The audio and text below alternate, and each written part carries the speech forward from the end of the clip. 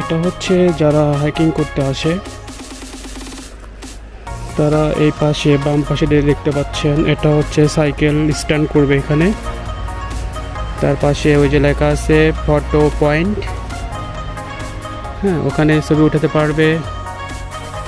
আর এখানে সিট আছে, তারা বসে থাকবে। আর এই যে এটা দেখতেছেন, এটা হচ্ছে জাগুন দোসোগান, দ্যাট মিনস এটা হচ্ছে কোরিয়ান একটা লাইব্রেরি। এই নির্জন পরিবেশে যারা হাইকিং করতে আসে তারা রেস্ট নেবে এখানে এসে।